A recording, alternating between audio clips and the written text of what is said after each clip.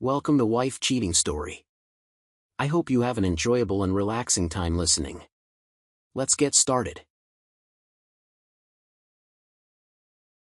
We're incredibly grateful for your support. Before we begin today's tale, tell us, which city or country are you joining us from? We love connecting with our global audience. Now, let's dive into today's story. Chapter 1, Paradise Lost. Brock Calloway stood at the edge of the construction site, surveying what would soon become the crown jewel of his architectural career. The San Francisco skyline glittered behind him as the autumn sun began its descent. At 42, Brock had built Calloway Designs into one of the most sought-after architectural firms on the West Coast, known for blending innovative sustainability with breathtaking aesthetics. "Mr. Calloway, the investors are waiting in the trailer," his project manager called out. Brock checked his watch, custom-made, a gift from his wife Audrina for their 10th anniversary 3 years ago. He smiled, thinking of her. They'd met in his struggling days, when he was working 80-hour weeks to establish his name. Audrina Frost had been the gallery curator who'd helped display his architectural models in an exhibition. Smart, beautiful, with a keen eye for art and an infectious laugh that still made his heart skip a beat. "Tell them I'll be right there," Brock replied, snapping a few photos of the site with his phone to show Audrina later. He composed a quick text. "Almost done here. Dinner tonight at Oriole to celebrate?" He added a heart emoji, something he'd never have done before meeting her. No response came immediately, but that wasn't unusual. Audrina was likely busy at the gallery she now owned, Frost Perspectives, which had become one of the most exclusive contemporary art spaces in the city. The investment meeting ran long, with Brock expertly fielding questions about the eco-friendly materials that had driven up costs but would save millions in energy over decades. By the time he left, the sun had fully set and still no response from Audrina. He tried calling while driving home in his Tesla. Straight to voicemail. A flicker of concern, quickly dismissed. They'd both learned to respect each other's busy schedules. Their home, a renovated Victorian in Pacific Heights that Brock had personally redesigned, was dark when he arrived. No sign of Audrina's sleek Jaguar in the garage. Inside, Brock kicked off his shoes and called out, "Rena? You home?" Silence greeted him. He poured himself a whiskey and wandered through their immaculate home. In the kitchen, he noticed a business card on the counter that hadn't been there that morning. Tate Montgomery, attorney at law. Tate had been handling their estate planning for years, a charismatic lawyer who'd become something of a friend, often joining them for dinner parties. Brock's phone buzzed with a text from Audrina, working late at the gallery. "New installation. Don't wait up. Love you." He replied, "Wanting to bring you dinner? Already ordered in. Get some sleep. Big day tomorrow with the Milan clients." Brock smiled, appreciating her remembering his schedule. That was Audrina, thoughtful even when busy. He wandered into his home office, intending to review sketches for a new project. A notification from their joint account app caught his attention. A transfer of $25,000 to an account he didn't recognize. Strange. Audrina usually discussed large transfers with him first. He called her again. Voicemail. A web search for the account number revealed nothing. Probably just gallery expenses, but the amount seemed high. He made a mental note to ask her about it tomorrow. As he worked through the evening, Brock received a call from his best friend and business partner, Weston Reed. "Brock, you're still awake? Thought you'd be celebrating the Hanson deal," Weston said. "Audrina's working late. What's up?" "Just checking on the Milan presentation. Also, wanted to ask if you spoke with Tate recently." "No, what?" A pause. "Nothing urgent. Saw him having lunch with Audrina yesterday. Thought maybe they were discussing something about your trusts." Brock's brow furrowed. "She didn't mention it." "Probably nothing," Weston said quickly. "How's the Kensington Heights project coming along?" They discussed work for another 15 minutes before hanging up. Brock stared at his phone, contemplating calling Audrina again, but decided against it. Trust had always been their foundation. Later that night, as he drifted off to sleep in their empty king-sized bed, Brock's phone chimed with another bank notification. A second transfer, this time for $50,000. To the same unknown account. Sleep eluded him after that. Chapter 2, The Descent. Morning came with Audrina's side of the bed still empty. Unusual, but not unprecedented when she had major installations. Brock showered and dressed, determined to stop by the gallery before his first meeting. His phone rang as he was leaving. Audrina. "Morning, stranger," he said, trying to keep his tone light. "Brock, I'm so sorry." Her voice sounded strained. "I fell asleep at the gallery. We're installing the Nakamura sculptures, and the timing is impossible. I was worried. Are you okay? There were some large transfers from our account last night." A brief pause. "Oh, that. It's for the insurance on the Nakamura pieces. They're valued at over $8 million. I should have mentioned it, but things have been so hectic." "That's a lot for insurance," Brock said carefully. "International artist, last-minute installation. Premium rates," she explained. "I'll show you all the paperwork tonight, promise." "How about dinner at home? I'll cook." His unease faded somewhat. "Sounds perfect." "Love you." "Love you too." Brock arrived at his office to find Weston waiting with fresh coffee and concern etched on his face. "You look like hell," Weston observed. "Rough night. Listen, has Audrina mentioned anything about a major installation?" "Japanese sculptor named Nakamura." Weston frowned. "Nakamura? He canceled his North American tour last month. Health issues." Brock's stomach tightened. "You're sure?" "Positive. Penny wanted to see his work, so I looked into getting tickets." Weston studied his friend's face. "Brock, what's going on?" Before he could answer, his assistant interrupted. "Mr. Calloway, the contractor from Kensington Heights, needs you on site immediately." Something about the foundation. Distracted by work emergencies, Brock pushed his personal concerns aside. The foundation issue required his full attention, a potential structural problem that could compromise the entire project. Hours later, covered in dust and mentally exhausted, Brock received a text from an unknown number. "You should know the truth about your wife. Storage Unit 342 at Bayside Security Storage. Code 5392. He stared at the message, heart pounding. Unknown numbers usually meant potential clients. This was different. After finishing at the site, Brock drove to Bayside Security Storage instead of heading back to the office. Every rational part of him said to ignore the message, to trust his wife of 13 years. But the unexplained transfers, the lie about Nakamura. Unit 342 was in the climate-controlled section. The keypad accepted the code, and the door slid open to reveal a meticulously organized space. Filing cabinets lined one wall. A desk with a computer stood in the center. The opposite wall held framed photos of Audrina and Tate Montgomery. Not friendly photos, intimate ones. Brock's legs nearly gave out. He steadied himself against the desk, accidentally waking the computer. The screen showed an email account he didn't recognize, but with Audrina's name. The most recent message from Tate. Everything in place. After tomorrow, we're clear. A folder on the desktop labeled New Life contained documents, property records for a villa in Monaco, offshore account details showing millions, and most disturbingly, multiple identity packages with Audrina and Tate's photos, but different names. Brock's phone rang. Weston again. "Not a good time." Brock answered, his voice hollow. "Where are you?" "Tate Montgomery. Just came by looking for you." Seemed nervous. "I'm at Bayside Storage." Brock struggled to keep his voice steady. "Wesley, I think Audrina and Tate are." A noise behind him. Brock turned to see a man he didn't recognize blocking the doorway. "Mr. Calloway, you weren't supposed to be here. Who are you?" The man stepped forward. "Just someone doing a job. Nothing personal." Brock caught a glimpse of metal. "Wait." Pain exploded in his skull, and darkness followed. Chapter 3. Awakening. The rhythmic beeping penetrated the darkness first. Then came the antiseptic smell, the scratchy sheets, the distant murmur of voices. Brock fought to open his eyes, each lid weighing 1,000 pounds. A blurry figure in white hovered nearby. "Mr. Calloway? Can you hear me?" Brock tried to speak, but his throat felt like sandpaper. A straw touched his lips, and he sipped cool water gratefully.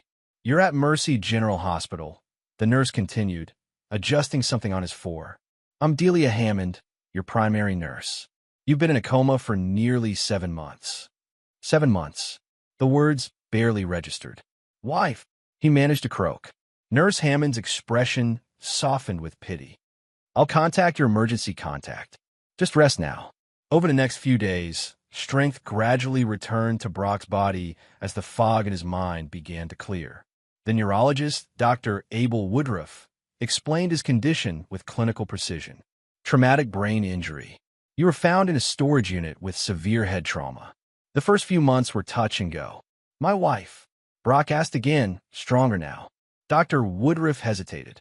Perhaps we should wait until you're stronger. Tell me. The doctor sighed. According to our records, your wife visited regularly for the first month, then less frequently. Her last visit was about 5 months ago. Has anyone else visited? A Mr. Reed comes by weekly. He's been notified of your improvement. When Weston finally appeared, the shock on his face was genuine. Jesus Christ, Brock, you're really awake. His eyes were bloodshot, his usually impeccable appearance disheveled. Once the medical staff left them alone, Weston collapsed into the visitor's chair. They said you might never wake up. The brain damage was, they weren't optimistic. Audrina. Weston's face hardened. That's complicated. Tell me everything. After you were found, she was devastated, or seemed to be. Perfect grieving wife for the cameras. Then about 2 months in, when the doctors started using words like persistent vegetative state, things changed. Weston pulled out his tablet and navigated to a news article. The headline made Brock's blood run cold. Prominent architect's wife fights to honor his wishes. The article detailed how Audrina Calloway had petitioned the court to become Brock's medical proxy, claiming he wouldn't want to live attached to machines. It mentioned the tragic accident that left him comatose after falling downstairs at a construction site. She tried to have my life support terminated? Brock whispered. I fought it, Weston said grimly. Hired the best medical rights attorney in the state. Brought in our college friends to testify about your resilience, your statements over the years about fighting to live. The judge sided with me, barely. Brock closed his eyes, the betrayal washing over him in waves. There's more, Weston continued reluctantly. About 4 months ago, she had you declared legally dead. What? How? She convinced the court you were brain dead. Paid off a specialist to testify. I couldn't fight her on the medical facts. I'm not a doctor. By then, they'd moved you to a long-term care facility, and she controlled who could visit. My attorney found a loophole that let me check on you, but I couldn't get independent medical opinions. Brock's mind raced. If I'm legally dead, she collected your $5 million life insurance policy, sold your shares in Callaway Designs to an overseas investor, liquidated most of your assets, and Tate Montgomery. Weston's expression darkened further. He handled all the legal work. Very efficient. Nurse Hammond entered with medication, interrupting their conversation. After she left, Weston leaned closer. There's something else you should know. Audrina and Tate are getting married next month. Big society wedding at the Cliffside Resort. The words hit Brock like physical blows. His wife and his lawyer, planning to kill him, then stealing his life when they failed. Does she know I'm awake? No, Weston said firmly. I convinced the hospital to keep it confidential. Said it was for your protection, which isn't a lie. Good. Brock's voice had changed, hardened. Keep it that way. What are you thinking? Brock stared at the ceiling, his architect's mind already constructing a new design, one built for retribution. I'm legally dead, right? Yes. Then it's time they dealt with a ghost. Chapter 4. Phantom Investigations. 3 weeks later, in a modest safe house owned by Weston's family in Sausalito, Brock stood before a mirror, barely recognizing himself. His once robust frame had thinned considerably, cheekbones now sharp beneath his skin. His formerly dark brown hair had been dyed sandy blonde and cut short. A beard, something he'd never worn before, covered the lower half of his face. Physical therapy had been brutal but effective. Dr. Woodruff, sworn to secrecy and handsomely compensated, had arranged for intensive rehabilitation. Brock still walked with a slight limp and tired easily, but determination drove him beyond physical limitations. You sure about this? Weston asked, entering the room with coffee. Would you let it go? If it were Penny? Brock countered, referring to Weston's wife of 20 years. Weston shook his head. Probably not. but I might consider the legal route. They already manipulated the legal system once. Declare me dead while I was still breathing. Brock took the coffee. Besides, I need to know everything before I make my move. The doorbell rang, and Weston went to answer it. He returned with Mira Delgado, a former FBI forensic accountant turned private investigator. Her reputation for discretion was legendary among San Francisco's elite. "Mr. Calloway," she said, shaking his hand firmly. "I was told you were dead." "That's the general understanding," Brock replied. "I like to keep it that way for now." They settled in the living room, and Mira opened her laptop.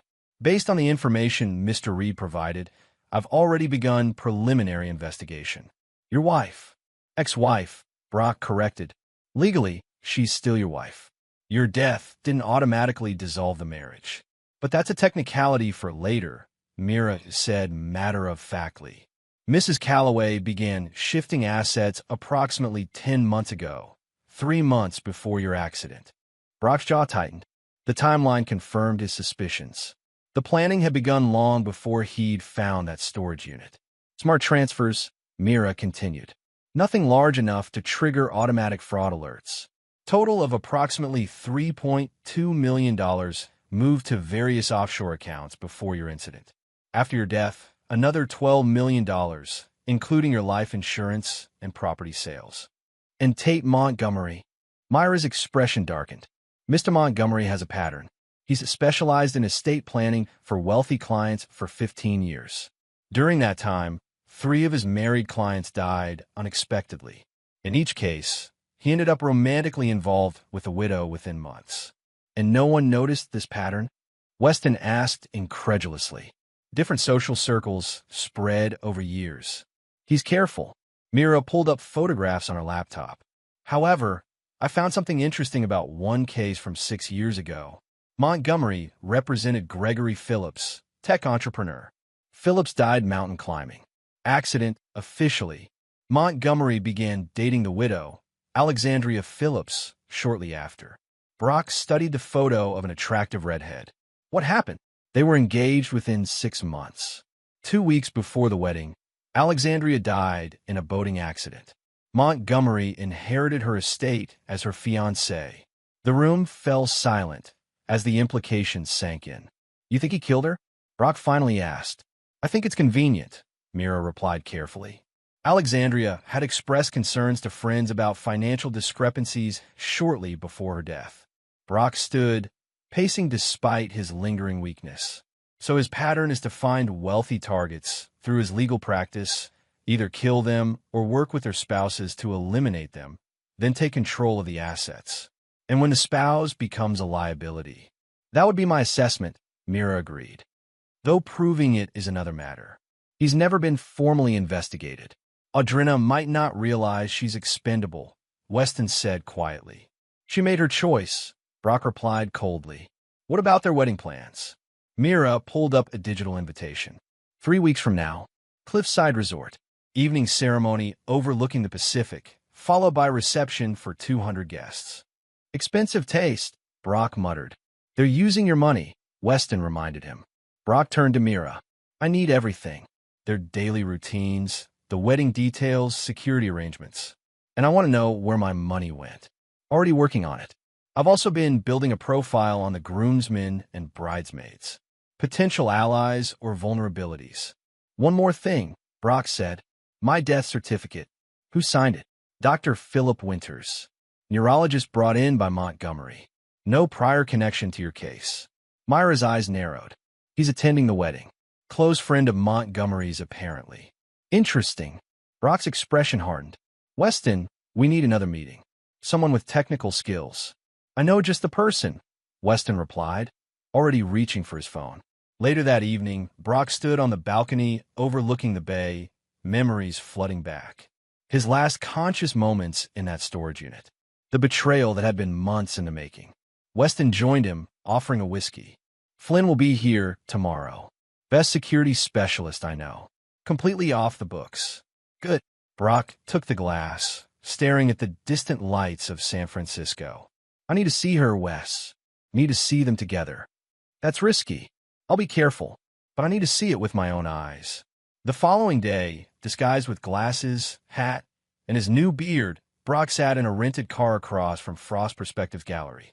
At precisely 6:30 p.m., Audrina emerged, still beautiful, her dark hair swept up elegantly, designer coat fluttering in the breeze. A black Porsche pulled up, and Tate Montgomery stepped out, kissing Audrina with comfortable familiarity. They looked happy, in love. Something cold and hard crystallized in Brock's chest as he watched them drive away together. In that moment, he knew he could go through with his plan, whatever it took. Chapter 5: Gathering Storms. Flynn Russo arrived as promised the next morning, a compact woman with short silver hair and calculating eyes that missed nothing. Her background in military intelligence, followed by private security consultation, made her perfect for what Brock needed. "Impressive setup," she commented, examining the evidence wall they'd created in the safe house's dining room. Photos, timelines, financial records, all connected with colored string. "Can you do it?" Brock asked directly. Flynn studied the Cliffside Resort's security schematic that Mira had somehow acquired. "Getting you in is possible. Their security is focused on keeping paparazzi and wedding crashers out, not ghosts." She turned to face him. "The real question is what happens once you're inside. What exactly is your plan, Mr. Calloway?" "Justice," Brock replied. Flynn raised an eyebrow. "That's a goal, not a plan." Over the next hours, they outlined a strategy. Flynn would handle security bypass and communications. Mira continued tracing financial records and building profiles on key wedding participants. Weston would manage legal contingencies. "We need more," Brock said finally. "Something definitive linking them to the attempt on my life." "The man who attacked you," Weston suggested. "If we could find him." Mira looked up from her laptop. "I might have something. Large cash withdrawal from one of Audrina's hidden accounts, day before your attack. $50,000. "Hit money," Flynn said grimly. "Can you trace it?" Mira shook her head. "Cash disappears. But I have a contact in SFPD. Could check if anyone matching our description was arrested for other crimes around that time." "Do it," Brock authorized.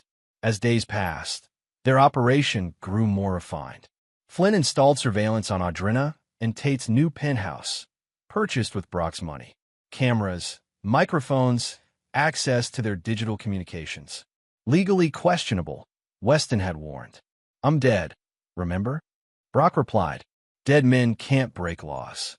A week into their surveillance, they captured their first significant conversation between the conspirators. "Everything's on schedule," Tate was saying, pouring wine in their luxurious living room.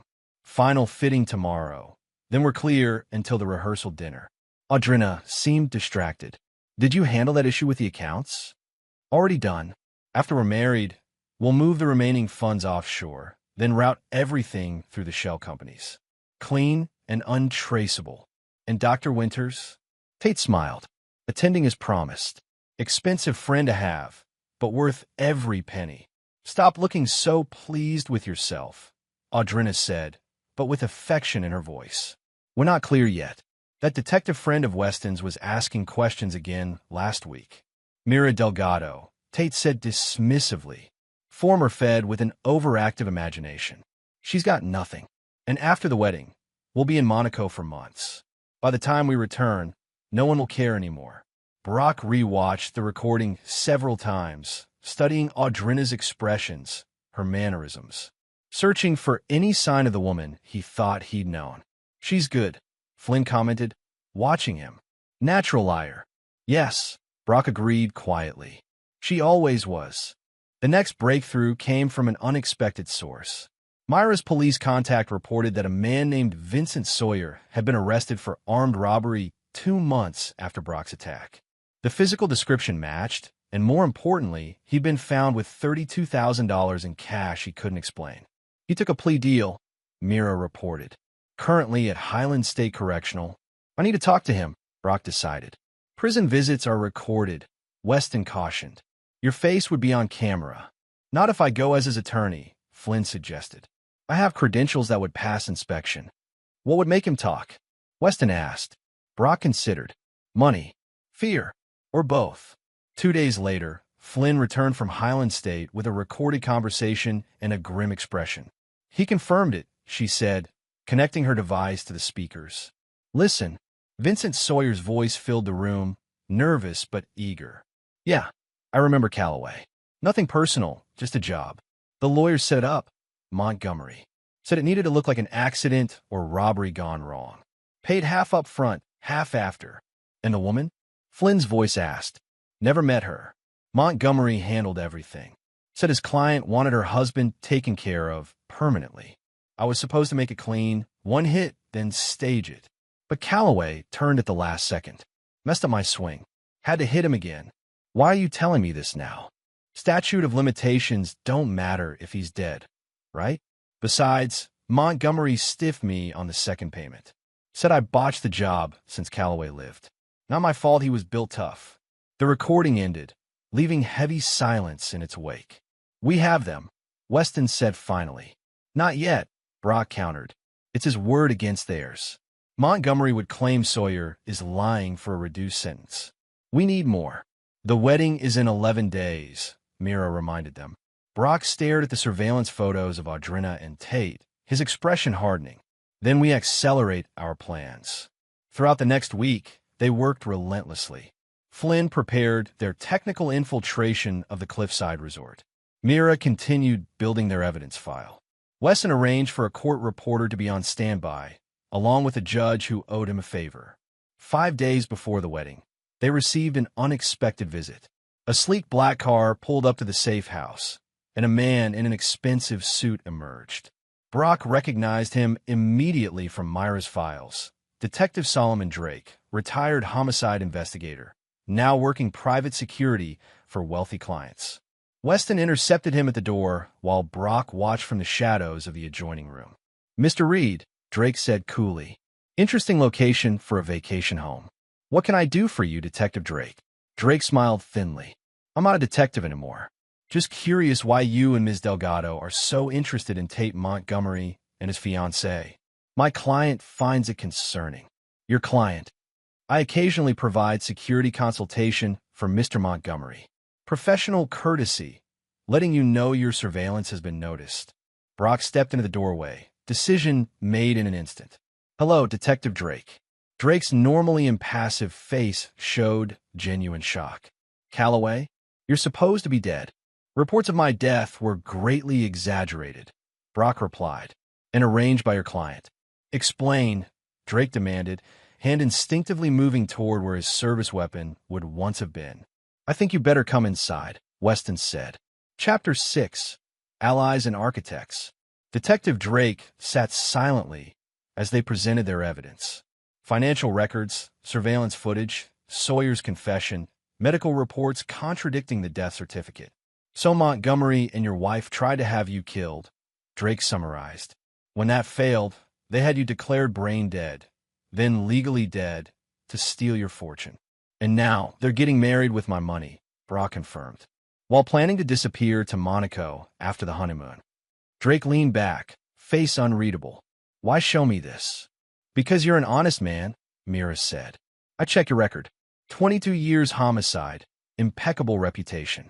You took the security job with Montgomery because your pension wasn't enough for your daughter's medical bills. You've been busy, Drake commented. The question, Brock interjected, is what you'll do with this information. Drake studied him. If even half of this is true, they belong in prison. But evidence obtained illegally won't hold up in court. We're not going to court. Not yet. Brock outlined his plan. When he finished, Drake was silent for a long moment. You realize this borders on vigilantism? I prefer justice, Brock replied. They left me for dead. Stole my life. And if we're right about Montgomery's pattern, Audrina will suffer a convenient accident once he's secured my assets. You still care what happens to her? After everything. Brock's expression hardened. I want her to face consequences for her actions. Death would be too easy. Drake considered, then slowly nodded. I'll help on one condition. No one gets physically hurt. This stays within legal boundaries, however creatively interpreted. Agreed, Brock said immediately. Will Montgomery suspect you've switched sides? No. He thinks I'm investigating you out of self-interest. I'll report back that Reed and Delgado appear to be working an insurance fraud case unrelated to him. With Drake on board, their plan solidified. The detective provided invaluable inside information: the wedding security protocols, guest list verification processes, even the table arrangement for the reception. 3 days before the wedding, Flynn returned from another equipment run to find Brock alone in the safe house, studying old photos of him and Audrina. Wondering if it was all a lie, she asked, setting down her bags. Brock didn't look up. 13 years. We build a life. I keep searching my memories for warning signs I missed. People are complicated, Flynn said, sitting across from him. In my experience, few start out planning betrayal. It evolves. That doesn't make it better. No, she agreed. But understanding it might help you move forward afterward. Brock finally looked up. You think I should forgive her? Hell no, Flynn replied bluntly. I think you should get justice, then build a new life without letting bitterness consume you. There's a difference between justice and vengeance. A thin line, Brock muttered, but an important one. Flynn studied him. What happens after the wedding? Assuming everything goes as planned. The question caught him off guard. He'd been so focused on the confrontation that he'd given little thought to what came after. I don't know, he admitted. Reclaim my identity. Rebuild my company. Alone. Brock frowned. I'm not exactly in a place to trust anyone right now. Understandable, Flynn said, rising. But eventually, you'll need to decide what kind of man you want to be. The one before all this, or someone new. The next day, final preparations accelerated. Drake reported that Montgomery was becoming increasingly anxious as the wedding approached, checking security arrangements twice daily. He's paranoid, Drake told them. Keeps asking if I've noticed anything unusual around Audrina. Like he's expecting trouble. Does he suspect I'm alive? Brock asked. No, I think it's his pattern. Alexandria Phillips probably made him nervous too, before her accident. Mira arrived with additional financial evidence. Found a smoking gun. Montgomery has already set up a life insurance policy on Audrina. $5 million. He's the sole beneficiary. Just like with Alexandria, Weston noted grimly. Weddings in 2 days, Brock reminded them. Is everyone clear on their positions? They reviewed the plan one final time. Flynn would handle technical operations from a van near the resort. Mira would attend as a +1 to one of the financial industry guests, a former client who owed her a favor. Drake would be on official security duty. Weston would attend as an invited guest. Audrina had maintained the pretense that they were still on good terms despite his objections to her marrying so soon after Brock's death. And I'll be the surprise guest, Brock concluded. That evening, alone in his room, Brock opened a small safe containing items Weston had salvaged from his old life: his real passport, original wedding ring, and a small photo album. He flipped through images of happier times, wondering if Audrina had been calculating even then, or if something had changed. A soft knock interrupted his thoughts. Weston entered with 2 glasses of whiskey. Last chance to reconsider, his friend said, handing him a drink. Having second thoughts? Just making sure you don't. Weston sat beside him.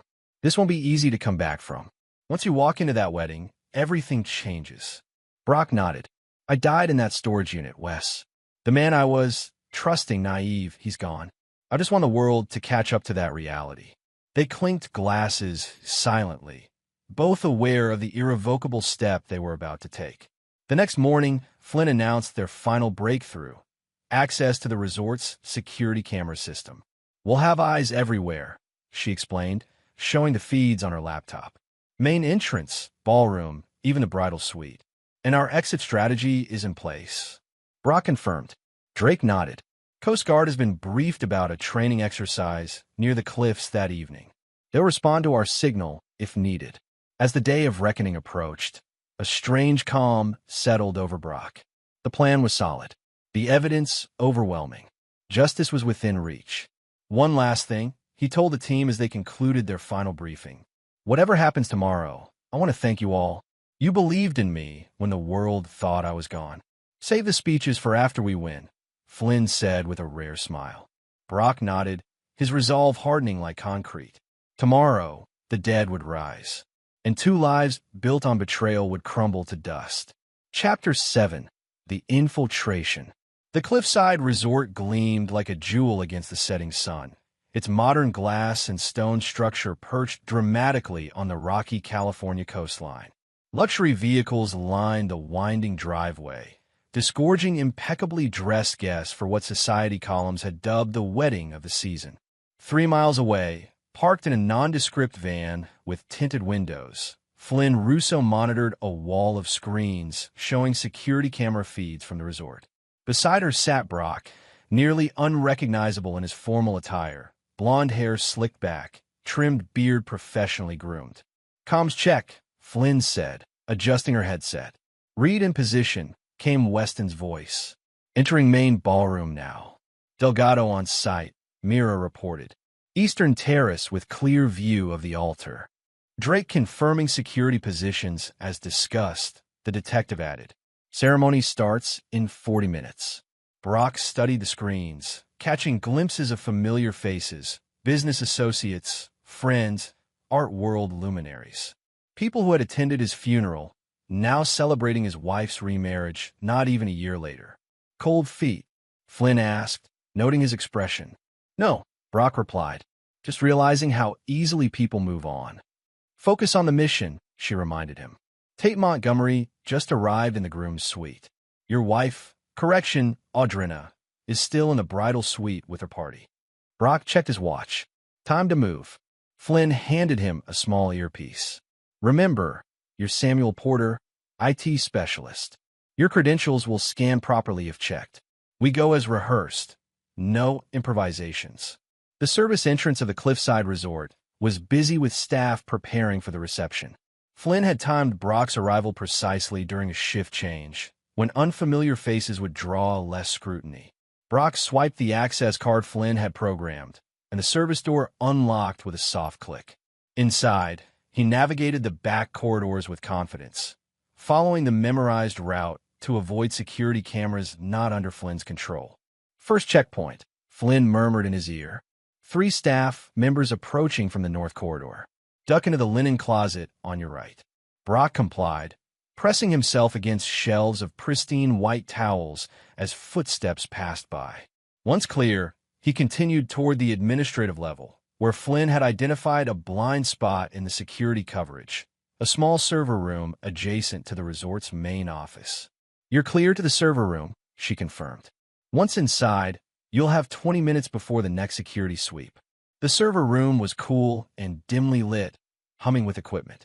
Brock settled into position, connecting the small device Flynn had provided to the resort's internal network. "Connection established," Flynn reported. "I now have access to all internal communications. The wedding planner just confirmed the ceremony will begin in exactly 32 minutes. Brock took a deep breath, centering himself. Everything had led to this moment. The months of physical rehabilitation, the painstaking investigation, the careful planning. "Mira has visual on Dr. Winters," Flynn continued. "He's seated in the 3rd row, looking nervous." "As he should be," Brock replied coldly. "Weston reports Montgomery is greeting guests personally, acting like the perfect host."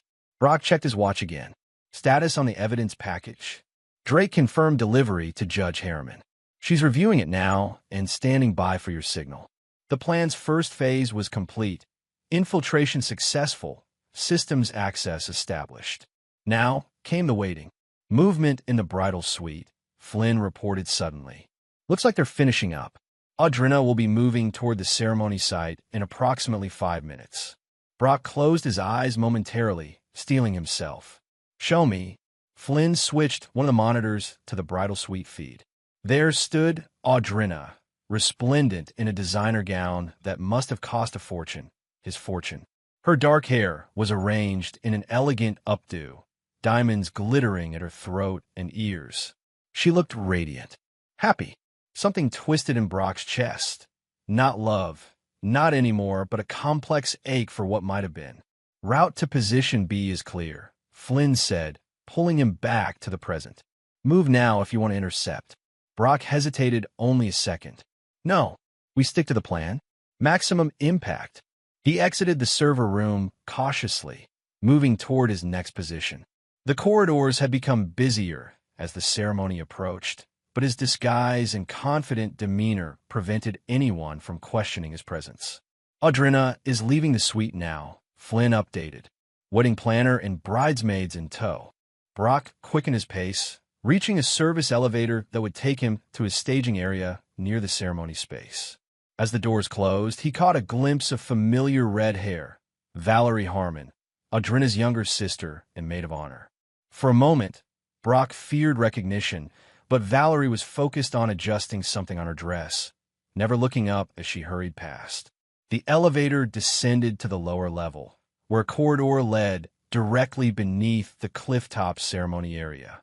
According to the blueprints Flynn had acquired, a service stairway would bring him up exactly behind the floral arrangement at the back of the seating area. All guests seated, Flynn reported. Montgomery is at the altar. Processional music starting. Brock positioned himself at the bottom of the service stairs, listening to the muffled orchestral music above. His heart pounded, but his hands were steady. Bridesmaids are proceeding. Flynn continued her narration. Audrina preparing to walk down the aisle. Timing looks perfect. Brock began ascending the stairs slowly, counting his steps. Judge Harriman confirms she's ready for your evidence, Flynn added. Drake has 3 officers standing by in unmarked vehicles. At the top of the stairs, Brock paused behind the door that would lead him to the ceremony. Through a small window, he could see the back of the audience, all facing toward the ocean view where Montgomery stood beside the officiant. The wedding march began to play. Audrina is walking down the aisle, Flynn reported unnecessarily. 30 seconds to your cue. Brock adjusted his tie one last time, removed his fake glasses, and touched the small microphone concealed in his lapel. Broadcasting capabilities confirmed, Flynn said. Resort speakers are now under our control. Through the window, Brock watched as Audrina reached the altar, taking Montgomery's outstretched hands. The officiant began speaking, his words carrying clearly in the evening air. Dearly beloved, we are gathered here today to celebrate the union of Audrina and Tate in matrimony. Brock's hand found the door handle. Now, Flynn said simply. The door opened silently, and Brock Calloway stepped into the light of his own resurrection. Chapter 8, Till Death Do U.S. Part. The ceremony continued, oblivious to Brock's presence at the back of the seating area. The officiant's voice carried over the gentle crash of waves below the cliff. Marriage is a sacred bond, entered into with joy and solemnity. Brock began walking slowly down the outer aisle. A few guests glanced his way, then returned their attention to the ceremony. He was just another late arrival, nothing to disturb the perfect tableau at the altar. Speak now, or forever hold your peace. The traditional line created Brock's perfect opening. He stepped into the center aisle and spoke, his voice carrying clearly across the hushed gathering. I have something to say. Heads turned. Murmurs rippled through the audience. At the altar, the officiant looked confused, while Montgomery's head snapped up with irritation. Sir, if you could please take a seat, the officiant began. Brock continued walking forward, his eyes locked on Audrina, who had yet to turn around. I object to this marriage on the grounds that the bride is already married. He paused dramatically. To me, Audrina froze, then slowly turned, her expression transforming from annoyance to disbelief to horror in the space of seconds. Brock, she whispered, the name barely audible, but the microphones Flynn had placed captured it perfectly. The assembled guests erupted in confusion. Montgomery stepped protectively in front of Audrina, then faltered as recognition dawned. This is impossible, he said hoarsely. You're dead. Reports of my death, Brock replied, continuing his deliberate approach, were falsified. By you.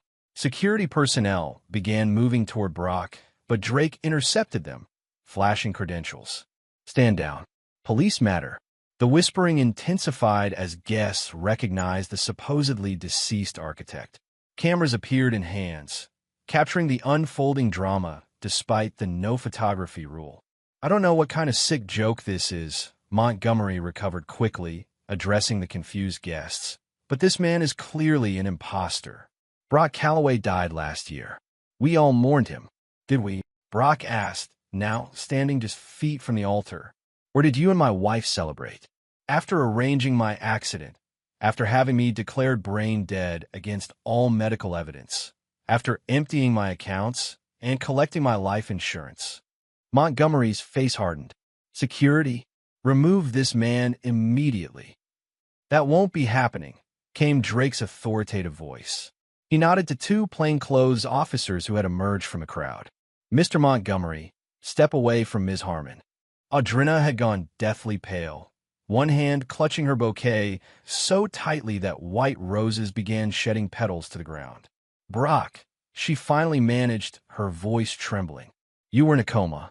The doctors said there was no hope. Which doctors? Brock interrupted. Dr. Winters, perhaps?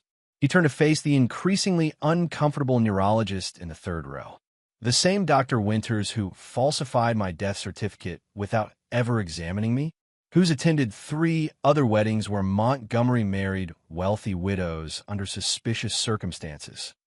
Winters half rose, then sank back as all eyes turned to him. This is outrageous, Montgomery blustered, though sweat had begun to bead on his forehead. You have no proof of these wild accusations.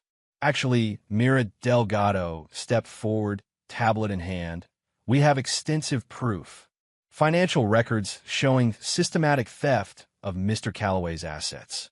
Medical records contradicting your claims about his condition. Testimony from Vincent Sawyer, the man you hired to stage Mr. Calloway's accident.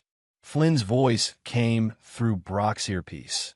Judge Harriman has issued the warrants based on our evidence. Green light for arrests.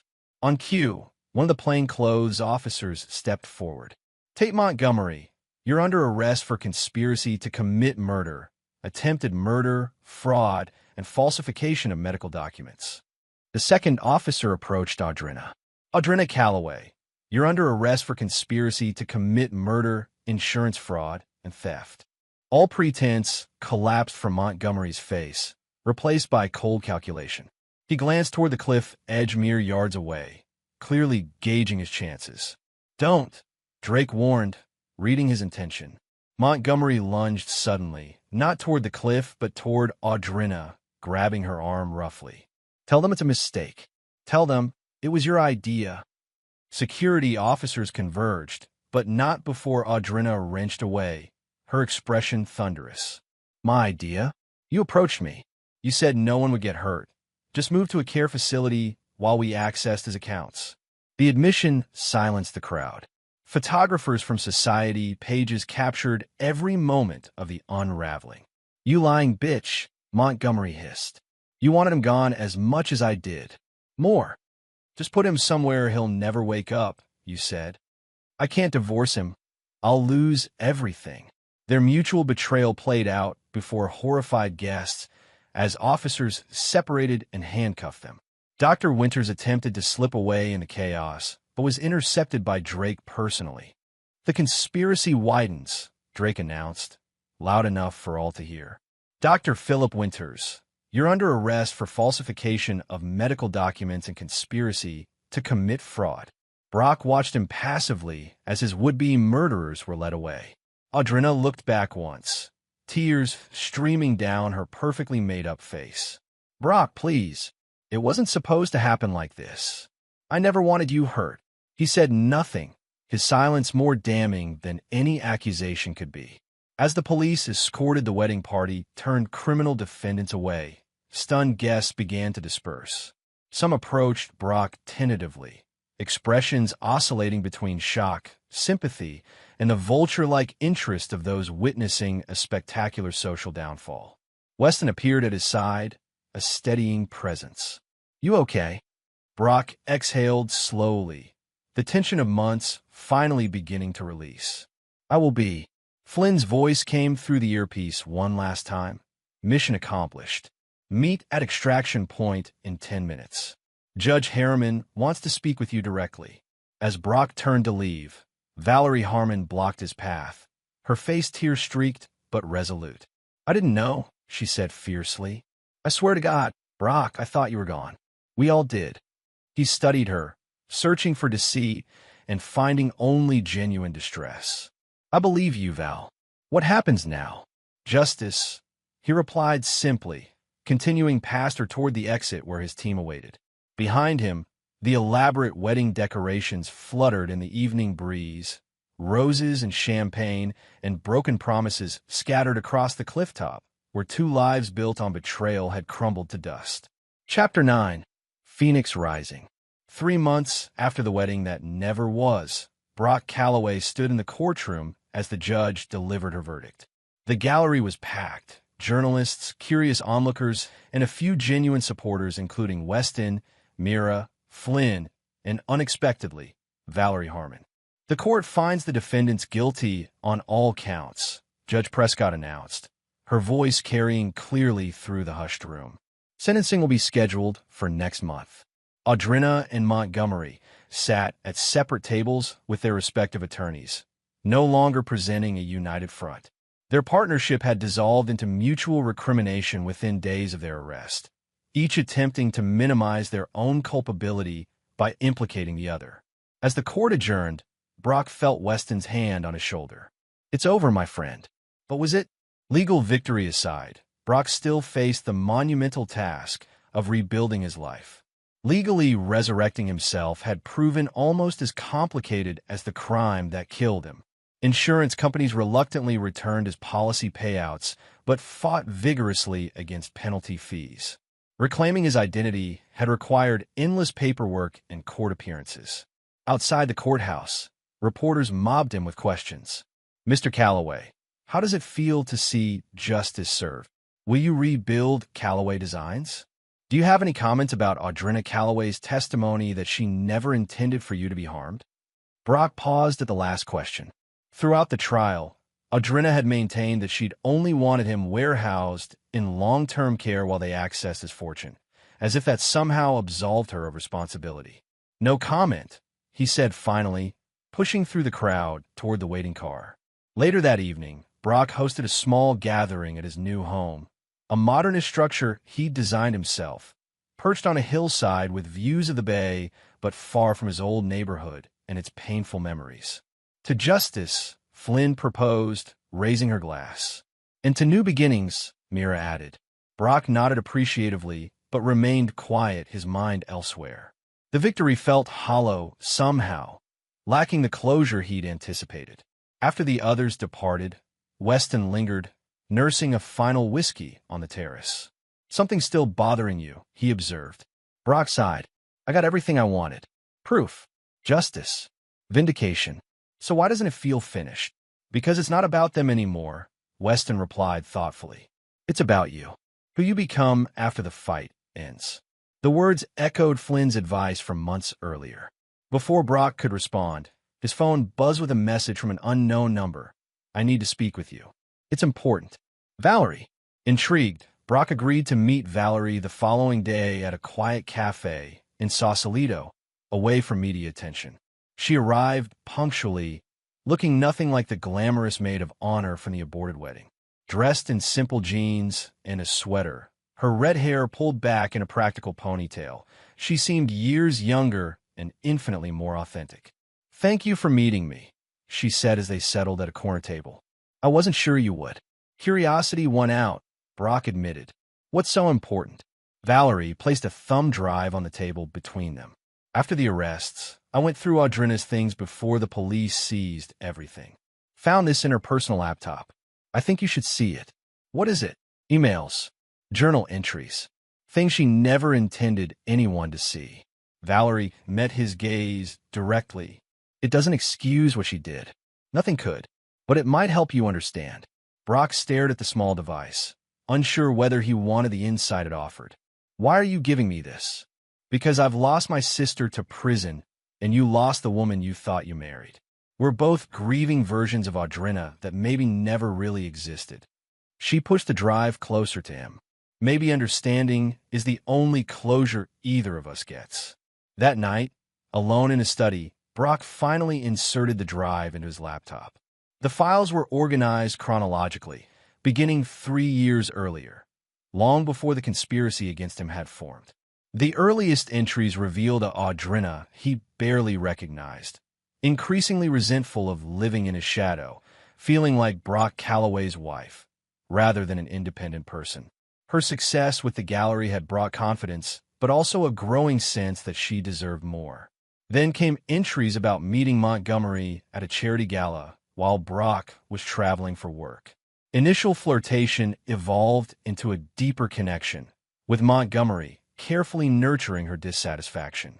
Tate understands me in ways Brock never has, one entry read. He sees me, not just an extension of someone else's success. The manipulation was evident to Brock now. Montgomery systematically exploiting Audrina's insecurities while positioning himself as her champion. But the truly disturbing entries came later, as their affair deepened and plans formed. Tate says divorce would mean losing everything I've worked for. The prenup would leave me with almost nothing. It's not fair. I've contributed to building our life as much as Brock has. Then, Tate suggested an alternative today. It sounds terrible even writing it down, but what if Brock were simply incapacitated? Not harmed, just unable to manage his affairs? I'd be his caretaker on paper while actually living my life. The moral slide continued, rationalization by rationalization, until the final entries showed genuine shock when the accident had been more violent than planned. Her horror at Brock's condition. Her initial refusal of Montgomery's suggestion to terminate life support. But that horror had eventually given way to acceptance, then active participation in the fraud as weeks passed with no improvement in Brock's condition. The final entries showed growing concern about Montgomery's trustworthiness, but by then, she was too deeply implicated to back out. Brock closed the laptop, emotions churning. The woman he'd loved had betrayed him incrementally, step by small step, not in one dramatic decision. It didn't excuse her actions, but it painted a more complex picture than the cartoon villain he'd constructed in his mind. The next morning, he made an unexpected decision. Using his considerable influence, Brock arranged to visit Audrina at the detention center where she awaited sentencing. She entered the visitor's room slowly, prison garb replacing designer clothes, her face bare of makeup, dark circles beneath her eyes. She stopped short upon seeing him, clearly not expecting this particular visitor. "Brock," she said quietly, taking the seat across from him. "Why are you here?" "Closure," he replied simply. "For both of us. I don't deserve closure. This isn't about what you deserve. It's about what I need to move forward." She studied him, then nodded slowly. "What do you want to know? Was any of it real? Us?" The question seemed to catch her off guard. "Yes," she said finally. "Most of it was real. That's what makes this so horrible. I did love you, Brock, for many years, until Montgomery. It wasn't just about him." She met his gaze directly for the first time. "It was about me, who I became in your shadow, how easy it was to disappear as Brock Calloway's wife. So you decided to erase me instead. I never meant for you to be hurt physically. That wasn't the plan. But you were fine with me spending the rest of my life in a care facility while you spent my money." The anger he'd suppressed rose suddenly. "How is that any better?" Audrina flinched but didn't look away. "It's not. I became someone I never thought I could be, one small decision at a time.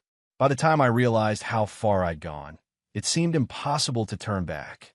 Silence fell between them, heavy with 13 years of shared history now irreparably tainted. "I read your journal," Brock said finally. Surprise flickered across her face. "Valerie!" She thought it might help me understand. "Does Montgomery know what you wrote?" "No. He thinks I was as calculating as he was from the beginning." A bitter smile touched her lips. "Turns out I was just a Mark II in his longer game." Brock considered this. "The prosecutors believe he intended to eliminate you after securing my assets. Like Alexandria Phillips." Audrina paled slightly. "He always said that was a tragic accident. I'm sure he would have said the same about you." The full weight of her predicament seemed to settle on Audrina's shoulders. "I've lost everything. My freedom, my reputation, my sister's respect. Your life at least can be rebuilt." "That's what I came to tell you," Brock said, rising. "I'm not going to let what you did define the rest of my life. I'm moving forward, without hatred, without the need for further retribution." "That sounds like forgiveness," she said cautiously. "It's not. I'll never forgive what you did. His voice remained steady. But I won't let it poison my future either. That's the difference between us, Audrina. You let resentment transform you into someone unrecognizable. I refuse to do the same. As he turned to leave, she called after him. What will you do now? Brock paused at the door. Live. Create. Start over. Alone. He considered the question. For now, trust doesn't come easily anymore. For what it's worth, she said quietly, I am sorry, Brock. He nodded once, not turning back. Goodbye, Audrina. Outside, in the bright California sunshine, Brock felt lighter than he had in months. Not healed, not whole, but moving in that direction. His phone buzzed with messages from Weston about potential new projects, from Mira about recovered assets, from Flynn checking in. 6 months later, on a crisp autumn evening reminiscent of the day his old life had ended, Brock stood at the podium of a charity gala for traumatic brain injury research. The ballroom was filled with supporters, many drawn by his remarkable story, now the subject of an upcoming documentary. When I awoke from my coma, he told the attentive crowd, I discovered I had lost everything. My home, my company, my marriage, even my legal existence. But what I've gained in return is perhaps more valuable. Perspective, resilience, and the knowledge that we can rebuild from absolute zero. Across the room, he caught Weston's encouraging nod, Myra's subtle smile. In the back, even Detective Drake had appeared to show support. Callaway Designs has been reborn as Phoenix Architecture, Brock continued, specializing in renewal projects, transforming abandoned spaces into vibrant community resources. Because I believe in second chances, in reimagining what seems destroyed. The room erupted in applause as he concluded his speech. As guests mingled afterward, Brock found himself approached by an unfamiliar woman with intelligent eyes and a warm smile. Mr. Callaway, she said, extending her hand. Dr. Renee Maxwell, your story is extraordinary, and your work with TBI patients is making a real difference. Dr. Maxwell, you're with the Neuroscience Institute, correct? I am. We're developing new protocols for coma assessment, partially inspired by your case. She hesitated, then added, I hope that's not too forward to mention. Not at all, Brock replied, finding himself genuinely smiling. I've learned that our worst experiences can sometimes lead to unexpected good, if we're brave enough to rebuild. Later that evening, as Brock drove home along the coastal highway, he reflected on how far he'd come. The legal battles continued. Insurance companies fought every claim. Bureaucracies resisted resurrecting a dead man. Rebuilding his company required navigating countless obstacles. But for the first time since awakening in that hospital bed, Brock felt something like peace. Not because justice had been served, though it had. Not because his name had been cleared, though it was. But because he had faced betrayal so profound it should have destroyed him, and chosen to rise instead. The man who had died in that storage unit was gone forever. In his place stood someone stronger, warier perhaps, but determined to build something meaningful from the ashes of betrayal. As the city lights twinkled below like earthbound stars, Brock made a silent promise to himself. The past would remain where it belonged, behind him. The future, with all its uncertainty and possibility, lay ahead. And this time, he would build it on a foundation no one could ever steal away. And there you have it. Another story comes to an end. What did you think? I'd love to hear your thoughts in the comments below. If you enjoy this story, consider joining our community by subscribing. It means the world to us.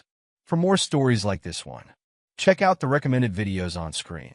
And I'll see you there.